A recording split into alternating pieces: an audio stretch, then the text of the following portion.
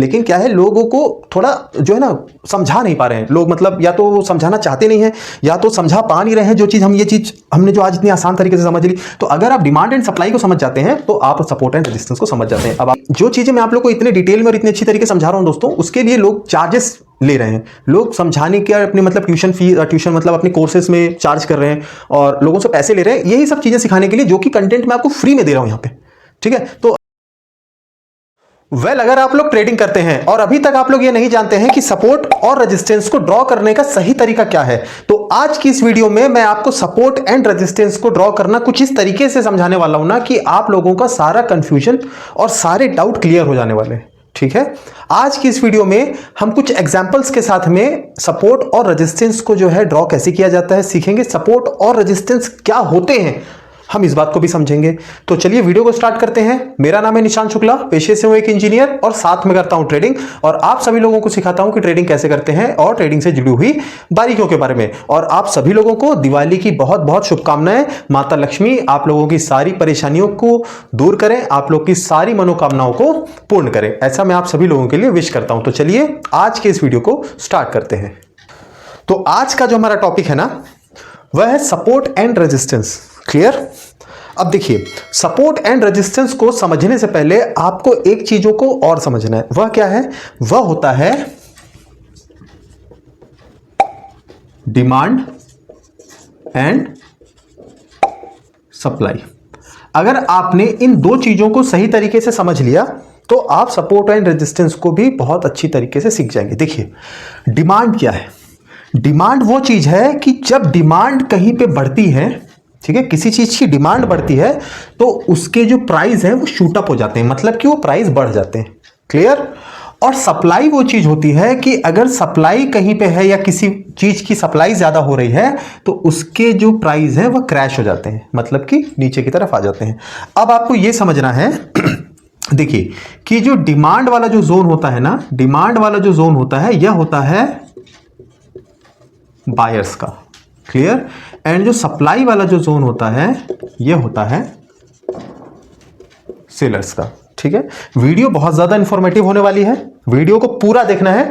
मैं इस तरीके से और इतने इजी वे में आज आप लोग को सपोर्ट एंड रेजिस्टेंस दोस्तों सिखा दूंगा यहां पे कि आप लोगों का सारा जो डाउट है ना वो क्लियर हो जाने वाला है। बस आपको वीडियो को पूरा देखना है। ठीक है, अगर आप लास्ट तक वीडियो देख लिए ना, आपको आपका सपोर्ट एंड रेजिस्टेंस ड्रॉ करने का तरीका ही चेंज हो जाएगा और आप परफेक्ट जो है अपने लेवल्स को ड्रॉ कर पाएंगे चार्ट के ऊपर। अभी तक देखिए आपने क्या समझा? डिमांड वाला जो चीज है वह है बायर का, सप्लाई वाली जो चीज है वह है सेलर की। अब मैं आपको इसका भी एक छोटा सा एग्जांपल दे देता हूं। देखिए, अगर आपका कोई प्लॉट है, ठीक है, आप उसको बेचना चाहते हैं, वो बिकाऊ है, आपने उसकी कीमत रखी 50 लाख रुपए। ठीक, अब आपके पड़ोसी की बात पता चल गई, उसका भी एक प्लॉट है, आपकी कीमत कितनी? 50 लाख। वह क्या किया? उसने बोला कि भैया मैं 45 लाख में बेचूंगा। अब उसके बगल वाले का भी एक प्लॉट है, उसको भी ये बात पता चली कि ये दो प्लॉट जो है यहां पे बिक रहे हैं। अब वो बोलेगा कि भैया मेरे पास भी एक प्लॉट है और मैं इसको 40 लाख में आपको दे दूंगा। तो अल्टीमेटली हुआ क्या दोस्तों? वहां पे सप्लाई बढ़ गई, सप्लाई बढ़ गई।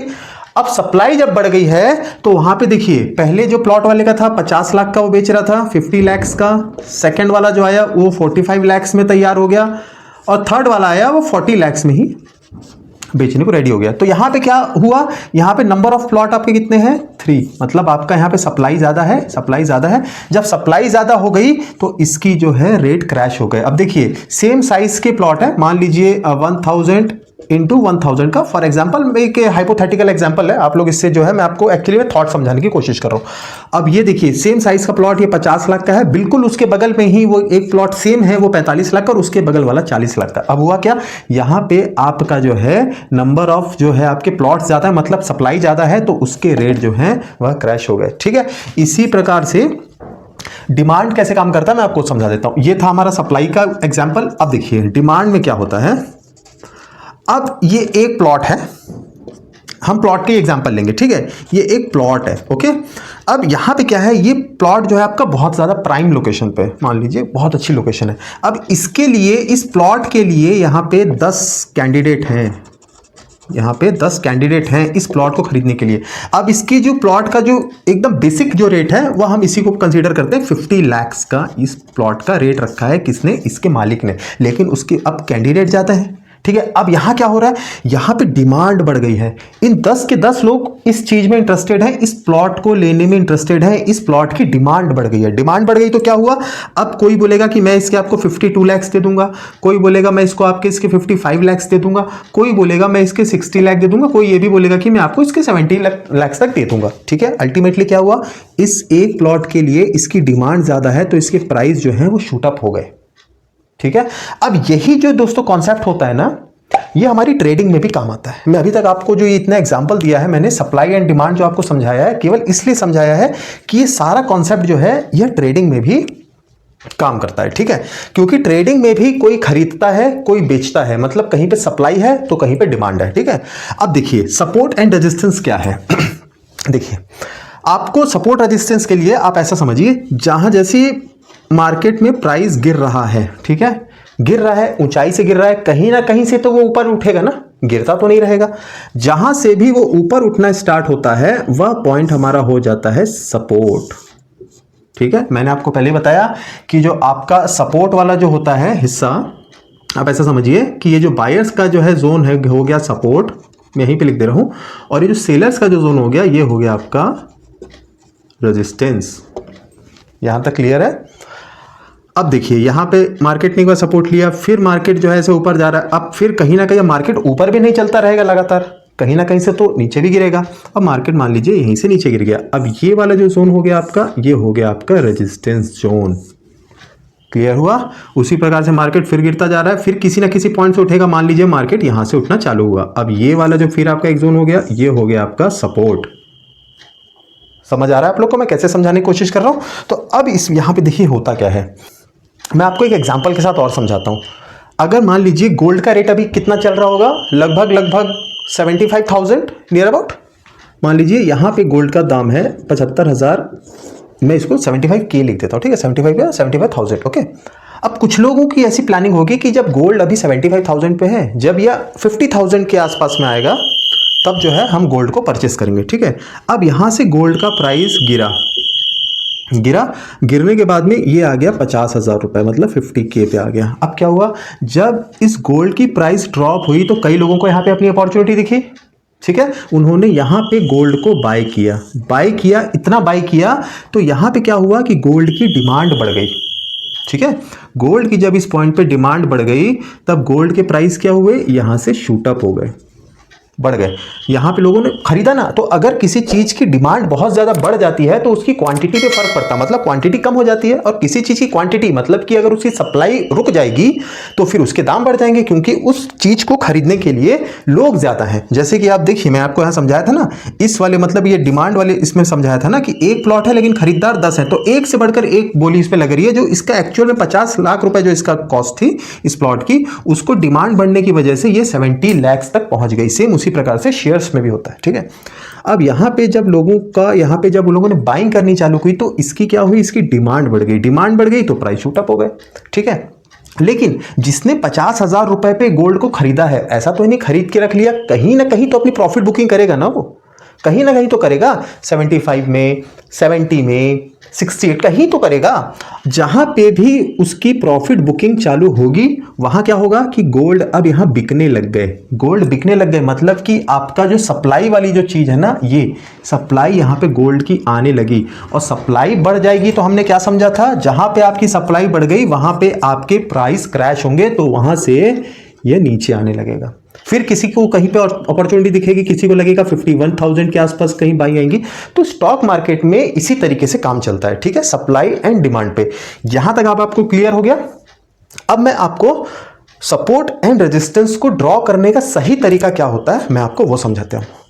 तो दोस्तों देखिए, सपोर्ट और रेजिस्टेंस जो है वो हमको कहां देखने को मिलते हैं, वो हमको देखने को मिलते हैं स्विंग के ऊपर में, ठीक है। मैं एक बार स्विंग बता देता हूं। अगर मार्केट किसी पॉइंट से लगातार गिर रहा है नीचे की तरफ, ठीक है, तो कहीं ना कहीं से तो मार्केट उठेगा ऊपर, ठीक है, लगातार गिरता तो नहीं रहेगा, है ना, कहीं ना कहीं से तो उठेगा। मान लीजिए मार्केट यहां से ऊपर उठना जो है चालू हो जाता है। अब मार्केट जब यहाँ से ऊपर उठना चालू हो जाता है तो यहाँ पे हमको ये पता चल जाता है कि यहाँ पे अब बायर्स जो है एक्टिव हो गए हैं, और बायर्स का जोन क्या होता है, बायर्स जो होते हैं वो सपोर्ट पे बायर्स बैठे रहते हैं, मतलब मार्केट को नीचे से ऊपर उठाने के लिए, मतलब यहाँ पे डिमांड बढ़ जाती है इस जोन पे, ठीक है।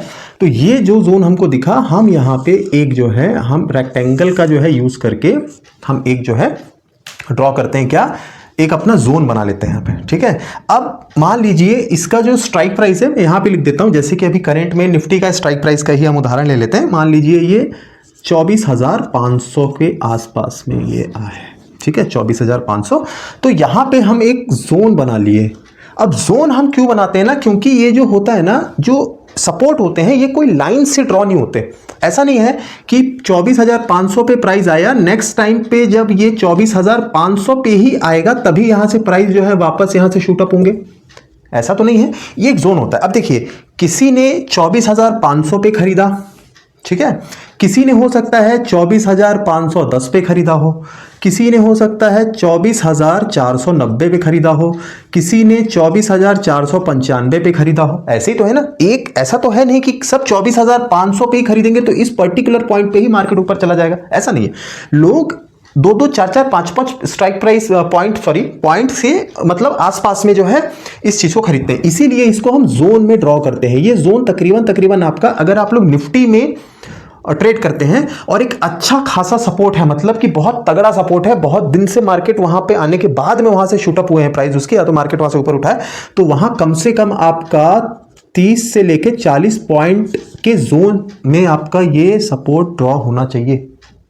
मेरी बात क्लियर है। और सेम यही चीज काम करती है आपकी रेजिस्टेंस जोन पे भी, ठीक है, क्योंकि मार्केट यहां से अगर सेलिंग आनी चालू हुई है तो एक स्ट्राइक प्राइस के आसपास से आ रही होगी, ठीक है। ज्यादातर लोग क्या होता है ना, एक साइकोलॉजिकल नंबर होता है दिमाग में। ये साइकोलॉजिकल नंबर कैसे होते हैं, जैसे 25,000, 25,500, 24,000, 24,500, कुछ साइकोलॉजिकल नंबर होते हैं। वह क्या क्यों होते हैं मैं आपको बताऊं।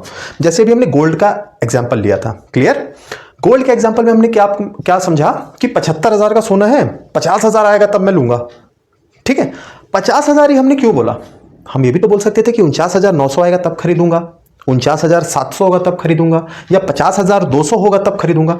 50,000 ही क्यों बोला, क्योंकि ये 50,000 एक राउंड ऑफ नंबर जो होते हैं ना, हमेशा एक साइकोलॉजिकल नंबर होते हैं, ठीक है। वहां पे आने के आसपास में लोग वहां उम्मीद लगाते हैं कि ये 25,000 पे अभी निफ्टी मान लीजिए ट्रेड कर रहा है, 24,500 पे आएगा, मैं यहाँ पे बाई करूंगा, ठीक है। तो एक साइकोलॉजिकल नंबर ये होता है, इसीलिए ये नंबर जो होते हैं, ये जो लेवल्स होते हैं ना, साइकोलॉजिकल लेवल से थोड़े इंपॉर्टेंट हो जाते हैं, ठीक है।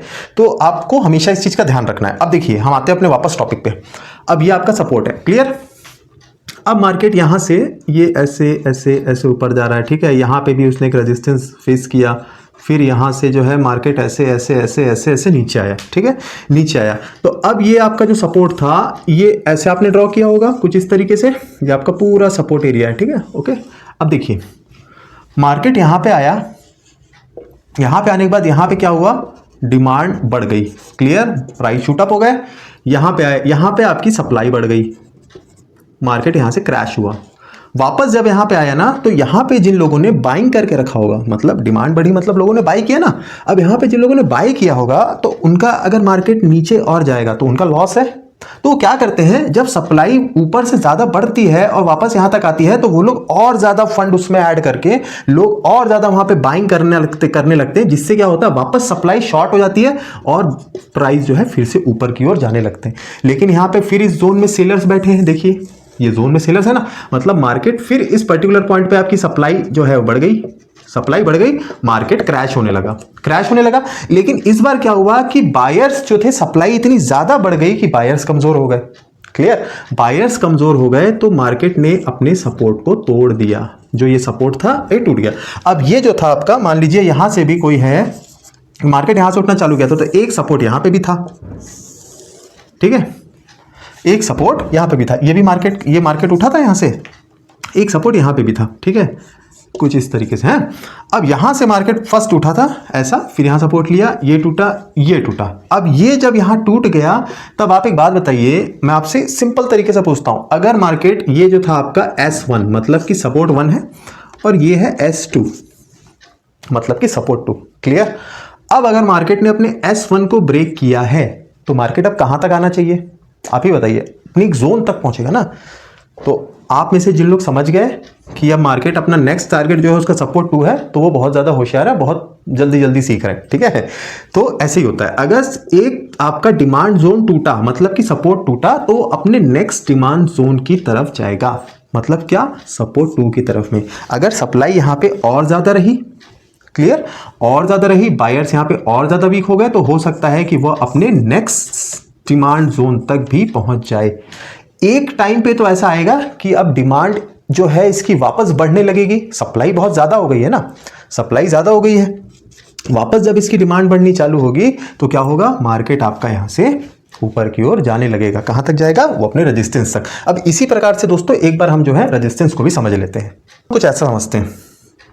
अब ये मार्केट कुछ इस तरीके से मार्केट चल रहा है, ठीक है, मार्केट चल रहा है, यहाँ से जो है मार्केट वापस जो है ये नीचे आया, ठीक है। यहाँ पे हमको अल्टीमेटली क्या दिखा, हमको एक यहाँ पे दिखा है ये रेजिस्टेंस, मार्केट ने एक बार यहाँ पे ये हमारा R1 आप इसको बोल सकते हैं, मतलब रेजिस्टेंस 1। मार्केट एक बार गया यहाँ पे जो है वापस सप्लाई बढ़ने की वजह से मार्केट जो है यहाँ से नीचे आ गया, ठीक है। अब नीचे आया अपने इस सपोर्ट तक आया, ये सपोर्ट, पहले यहाँ से सपोर्ट लिया था, वापस यहाँ पे आया, वापस यहाँ से क्या हुआ, डिमांड बढ़ी, मार्केट यहाँ से ऊपर की ओर जाने लगा, ऊपर जा रहा है। इस बार मार्केट ने जो है अपने रेजिस्टेंस को ब्रेक कर दिया, क्लियर, अपने रेजिस्टेंस को ब्रेक कर दिया, ठीक है। अब रेजिस्टेंस ब्रेक कर दिया मतलब क्या हुआ कि जब वापस यहाँ से सप्लाई आनी चालू हुई, इस जोन से सप्लाई आनी चालू हुई, तो बायर्स ने बोला कि भैया अभी हमको इस प्राइस को और ऊपर लेके जाना है, मतलब कि वो उस प्राइस को और ज़्यादा प्रॉफिट बुकिंग के लिए वो और ज़्यादा ऊपर लेके गए, मतलब डिमांड बहुत ज़्यादा बढ़ रही है इसकी। तो डिमांड बढ़ती है तो इसका क्या मतलब है कि आपका सप्लाई जोन जो है ये वाला जिसको हम रेजिस्टेंस बोलते हैं, ये टूट गया, ये ऊपर चला गया। अब आप देखेंगे ऊपर कहां तक जाएगा, ऊपर एक पर्टिकुलर एक पॉइंट तक तो जाएगा, वापस आएगा। तो जब ये यहां पे जाएगा, ये जो है आपका, ये अपने जो मान लीजिए यहां से गिर रहा है तो ये अपने दूसरे रेजिस्टेंस तक पहुंच गया, ये है आपका R2, क्लियर हो गया। अब देखिए यहां से जब गिरा ये, तो अब जब ये वाला जो जोन आपका हो जाएगा जिसको तोड़ के अब मार्केट ऊपर गया था, अब ये क्या हो जाएगा दोस्तों, आपका ये हो जाएगा वापस आपका सपोर्ट, मतलब कि ये एक आपका फिर से डिमांड जोन हो जाएगा अगर इस पर्टिकुलर पॉइंट से मार्केट वापस ऊपर जाएगा, क्योंकि बायर्स इंटरेस्टेड है मार्केट को ऊपर ले जाने के लिए, मतलब कि डिमांड बढ़ रही है लगातार, तो यहां तक गया। लेकिन यहां पे सेलर थोड़े ज्यादा पावरफुल तरीके से जो है उन्होंने सप्लाई को बढ़ाया, सप्लाई बढ़ाया तो मार्केट गिरा। लेकिन बायर्स ने ये सोच रखा है कि भैया हमको मार्केट ऊपर लेके जाना है, वापस यहां से आने के बाद में वो मार्केट को ऊपर ले गए। तो इस तरीके से जो है सपोर्ट एंड रेजिस्टेंस दोस्तों काम करते हैं, ठीक है। अब मैं आपको कुछ ऐसा एग्जांपल दे देता हूं। देखिए अगर मार्केट कुछ इस तरीके से चल रहा है,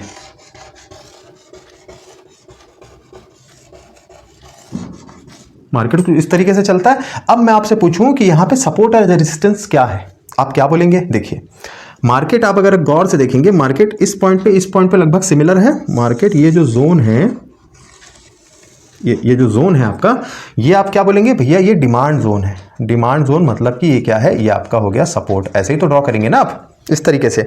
और उसके बाद में ये वाला जो जोन क्या है, हम देखेंगे जैसे एक पॉइंट ये यहाँ से मार्केट नीचे गिरा, ठीक है। उसके बाद ये पॉइंट है आपका, यहाँ से देखिए मार्केट नीचे गिरा। उसके बाद में थोड़ा सा ये पॉइंट है जहाँ से मार्केट नीचे गिरा, ये आपका पॉइंट है। तो ये जो पॉइंट है कुछ, ये आपके हो जाते हैं रेजिस्टेंस, मतलब कि सप्लाई जोन। आपको इसी तरीके से मार्क करना है। बड़े टाइम फ्रेम पे, मैं हमेशा बोलता हूं बड़े टाइम फ्रेम पे आप लोगों को सपोर्ट एंड रेजिस्टेंस को ड्रॉ करना है, क्योंकि उसमें क्या होता है ना, आपको एक क्लियर विजिबिलिटी मिलती है। आप लंबे टाइम फ्रेम पे देख पाते हैं कि मार्केट में कहां से बहुत अच्छी सेलिंग आई है या बहुत अच्छी बाइंग आई है। उसमें सपोर्ट एंड रेजिस्टेंस ड्रॉ करने में बहुत ज्यादा आसान होता है, क्लियर। और दूसरी चीज क्या है कि जब हम स्कैल्पिंग के मेथड से काम करते हैं मार्केट में, जब हम स्कैल्पिंग के मेथड से या स्कैल्पिंग को दिमाग में रख के जब हम ट्रेड लेने निकलते हैं, मतलब कि बहुत छोटे ड्यूरेशन के लिए, 2 मिनट 3 मिनट 5 मिनट के टाइम फ्रेम पे बेसिकली स्कैल्पिंग के अंदर काम किया जाता है।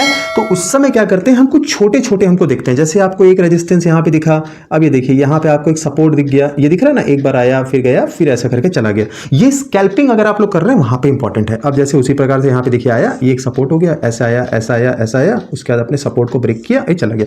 ये छोटे छोटे टाइम फ्रेम पे आप जो है इसको ड्रॉ करेंगे। पहले बड़े टाइम फ्रेम पे आपको ड्रॉ करना है, मतलब 15 मिनट आधे घंटे तक का अगर आप टाइम फ्रेम में करें तो बहुत ज्यादा अच्छी बात है। उसमें आपको एक क्लियर विजिबिलिटी मिलती है, आप मार्केट को काफी दूर से प्रेडिक्ट कर सकते हैं।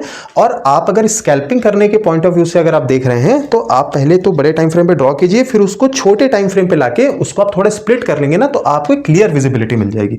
जैसे कि एक बड़ा टाइम फ्रेम है, मान लीजिए ये पूरा जो सेक्शन है ये वाला, ये हमारा है 15 मिनट के टाइम फ्रेम पे हमने इसको देखा। अब यहाँ पे हमको क्लियर विजिबिलिटी मिल रही है कि मार्केट यहाँ पे आ रहा है आ रहा है आ रहा है, यहाँ से सपोर्ट लिया, फिर ये जो है ऊपर गया, फिर यहाँ से ऐसे ऊपर चला गया, क्लियर। लेकिन अब हमको जब 5 मिनट के टाइम फ्रेम में करना है तो ये जो छोटे छोटे जो हमको दिख रहे हैं ना, ये जो छोटे छोटे जो हमको दिख रहे हैं, ये हमको 5 मिनट के टाइम फ्रेम पे स्कैल्पिंग करने के लिए हमको बहुत ज्यादा हेल्प करते हैं। जैसे देखिए यहाँ पे आया, एक सपोर्ट लिया, मार्केट में गया, सपोर्ट ब्रेक कर दिया। यूजुअली ये जो है ट्रेंड को फॉलो करते हुए आ रहा है, तो आप यहाँ पे क्या करेंगे, एक डाउन ट्रेंड में है तो आप जैसे ही आपके ये जो ट्रेंड लाइन पे रेजिस्टेंस फेस करेगा मार्केट, आप अपनी एक पोजीशन बनाएंगे अपने टेक्निकल्स को समझ के। ये टेक्निकल्स का ही एक अंतर्गत है। अब सपोर्ट रेजिस्टेंस जब आप अच्छा बना लेंगे, ट्रेंड लाइन आप अच्छी बना लेंगे, तो अब क्या होगा कि आपको कैंडल की समझ होनी चाहिए, कैंडल की साइकोलॉजी पता होनी चाहिए, कौन सी कैंडल क्यों बन रही है, कैसे बन रही है। आप फिर कैंडल को यहाँ जज करके आप अपनी पोजीशन बना सकते हैं और छोटे छोटे मार्केट से पॉइंट्स को निकाल सकते हैं, जैसे 10 पॉइंट, 12 पॉइंट, 5 पॉइंट, 20 पॉइंट, जिस तरीके से स्कैल्पिंग जो जैसे प्रेफर करता है उस तरीके से आप इन छोटे छोटे लेवल्स को ड्रॉ करके निकाल सकते हैं। तो ये आपका एक जो है, देखिए ये सप्लाई वाला लेवल आपका चल रहा है और ये आपके डिमांड्स के लेवल चल रहे हैं, लेकिन अल्टीमेटली मार्केट नीचे ही गिर रहा है। इसमें आपकी स्कैल्पिंग जो है वो करते आपको बन जाएगी। अब ये थोड़े से बड़े टाइम फ्रेम पे आया है, आप बड़े टाइम फ्रेम पे जब देखते हैं तो आपको ये चीज समझ आती है। यहाँ पे आप जो क्या कर सकते हैं, अपनी थोड़ा सा मतलब स्कैल्पिंग का पॉइंट ऑफ व्यू ना रख के आप जो थोड़ा लंबे टाइम के लिए अपनी जो है आप अपनी पोजीशन को बना सकते हैं। मान लीजिए 1 घंटे 1.5 घंटे के लिए, तो आपको यहाँ से ठीक ठाक से मूव देखने को मिल जाएंगे। क्यों मिल जाएंगे? क्योंकि बड़े टाइम फ्रेम के ऊपर है बहुत ही मजबूत जो है डिमांड जोन है, मतलब कि सपोर्ट है। अब यहां पे जब मार्केट आएगा तो आप अपनी कोई कैंडल को जज करके, जो भी कैंडल जिस तरीके से भी आप प्रेफर करते हैं, आपको कोई हैमर दिख गई, आपको कहीं पे डोजी दिख गई, आपको मारूबोजो दिख गई, ठीक है, उस तरीके से आप अपनी पोजीशन बनाएंगे और थोड़ा लंबे टाइम तक के लिए आप अपनी पोजीशन को होल्ड करेंगे, तो आपको एक ठीक ठाक सा यहाँ पे प्रॉफिट देखने को मिल सकता है। अब आपको जैसे यहाँ देखिए, यहाँ पे वापस मार्केट आया, यहाँ पे देखिए आपको एक सपोर्ट दिख गया वापस। अब मार्केट यहाँ से गया, ये थोड़े देर के लिए यहाँ रेजिस्टेंस फेस किया, कुछ इस तरीके से आया। अब आने के बाद वापस से सपोर्ट से मार्केट गया, अपने रेजिस्टेंस को इसने जो है ब्रेकआउट दे दिया। अब आपको जब कुछ ऐसा सिनेरियो देखने को मिले, आपको लगे कि भैया प्रीवियस जो हमारे छोटे टाइम फ्रेम पे अगर रेजिस्टेंस को ब्रेक कर दिया मार्केट ने, तो क्या होगा, अगला हमारा रेजिस्टेंस तक तो जाएगा ही मार्केट। तो अगर आप स्कैल्पिंग के पॉइंट ऑफ व्यू से जा रहे हैं तो आप 10 पॉइंट, 12 पॉइंट, 15 पॉइंट के लिए आराम से आप अपनी यहाँ पे एक एंट्री को प्लान कर पाएंगे, ठीक है। तो यही जो दोस्तों होता है ना, यही होता है सपोर्ट एंड रेजिस्टेंस। अगर मार्केट ऐसा ऐसा ऐसा ऐसा ऐसा ऐसा ऐसा ऐसा चल रहा है तो इसमें आपके रेजिस्टेंस हो जाते हैं, छोटे छोटे रेजिस्टेंस हो जाते हैं, फिर आपका सपोर्ट हो जाता है, एक सपोर्ट हो जाता है, एक सपोर्ट हो जाता है। इस तरीके से ही मार्केट में सपोर्ट और रेजिस्टेंस को ड्रॉ किया जाता है। और अगर आप आज की इस वीडियो में, मेरे को नहीं लगता है कि आप लोग को जरा भी कंफ्यूजन होगी कि सपोर्ट और रेजिस्टेंस क्या होता है, किस तरीके से उसको ड्रॉ किया जाता है। तो इस वीडियो से आप इतना तो आप लोग सीख गए होंगे। आज आप लोगों की सारी जो है वो डाउट क्लियर हो गया होगा, आई एम श्योर, है ना। क्योंकि मैं बहुत ज़्यादा सरल और आसान तरीके से आप लोगों को समझाने की कोशिश किया हूँ। मैंने ना कि आपको केवल ये बताया कि सपोर्ट एंड रेजिस्टेंस को ड्रॉ कैसे करते हैं, मैंने एक्चुअली में आपको एक थॉट समझाने की कोशिश की है कि सपोर्ट एंड रेजिस्टेंस होते क्या है। डिमांड एंड सप्लाई को ही हम सपोर्ट एंड रेजिस्टेंस जो है वह बोलते हैं। लेकिन क्या है, लोगों को थोड़ा जो है ना समझा नहीं पा रहे हैं लोग, मतलब या तो समझाना चाहते नहीं है या तो समझा पा नहीं रहे हैं जो चीज़ हम, ये चीज़ हमने जो आज इतनी आसान तरीके से समझ ली। तो अगर आप डिमांड एंड सप्लाई को समझ जाते हैं तो आप सपोर्ट एंड रेजिस्टेंस को समझ जाते हैं। अब आपको ये चीज़ क्लियर हो गई होगी, आई एम श्योर। तो दोस्तों आज की वीडियो में जो था बस इतना ही। आज की वीडियो में मैंने अपनी तरफ से बहुत कोशिश की आप लोग अच्छे समझाने की। अगर फिर भी आपके मन में जरा सा भी डाउट है, कहीं पे भी डाउट है, कुछ किसी भी टॉपिक पे डाउट, इस टॉपिक के किसी भी पॉइंट पे डाउट है, आप सीधा मुझसे कमेंट में आके पूछ सकते हैं। आपको 100% वहां पे रिप्लाई मिलेगा। उसके अलावा डिस्क्रिप्शन में हमारे इंस्टाग्राम का भी जो है हम लिंक देते हैं, आप वहां पे मुझे फॉलो करके आप वहां मैसेज में मुझसे कभी भी कोई भी सवाल बेझिझक पूछ सकते हैं। आपको हर एक सवाल का प्रॉपर रिप्लाई मिलेगा। तो दोस्तों आज की वीडियो में बस इतना ही। और वीडियो अगर इंफॉर्मेटिव लगती है ना तो ये शेयर किया कीजिए आप ना, क्योंकि मैं ये चाहता हूं कि जो चीजें मैं आप लोग को इतने डिटेल में और इतने अच्छी तरीके समझा रहा हूं दोस्तों, उसके लिए लोग चार्जेस ले रहे हैं। लोग समझाने के अपने मतलब ट्यूशन मतलब अपने कोर्सेज में चार्ज कर रहे हैं और लोगों से पैसे ले रहे हैं यही सब चीजें सिखाने के लिए, जो कि कंटेंट मैं आपको फ्री में दे रहा हूं यहाँ पे, ठीक है। तो अगर वीडियो थोड़ी सी वैल्यूएबल लगती है, थोड़ी इन्फॉर्मेटिव लगती है ना, तो दोस्तों शेयर भी कीजिए। मैं चाहता हूं कि ऐसा वैल्यूएबल कंटेंट जो है ना और भी लोगों के पास पहुंचे और वो लोग भी जो है इस चीज को सीख के कहीं ना कहीं अपनी जो फीस वो लोग कहीं खर्च कर रहे हैं या करने वाले हैं उस चीज से बच सके, ठीक है। तो आज की वीडियो में दोस्तों बस इतना ही। अगर वीडियो पसंद आती है तो वीडियो को आपको एक लाइक करना है, ठीक है। हमारी मेहनत अगर पसंद आती है तो हमारे चैनल को सब्सक्राइब करना है और अपने दोस्तों के साथ, रिश्तेदारों के साथ में वीडियो को शेयर भी करना है, जिससे कि उनको भी ये वैल्यूएबल नॉलेज वो मिल सके। और बात रही दोस्तों लाइव आने की, तो आप लोगों को क्राइटेरिया पता ही है, आप जल्द से जल्द जो है मेरे सब्सक्राइबर गेन करवाइए। तकरीबन 2000 सब्सक्राइबर जब मेरे हो जाएंगे और मुझे लगेगा कि अब मुझे 200-300 लोग एटलीस्ट लाइव सेशन में अटेंड करेंगे, उसी दिन से मैं जो है मैं लाइव आकर आप लोग को एकदम ऑथेंटिक जेन्युइन जो है वहाँ पे ट्रेडिंग कैसे करते हैं आपको सिखाने वाला हूँ। तो दोस्तों आज की वीडियो में बस इतना ही। मैं निशांत शुक्ला मिलता हूँ ऐसी एक इन्फॉर्मेटिव वीडियो में आपके साथ में। तब तक के लिए आपसे आज्ञा चाहता हूँ। नमस्कार।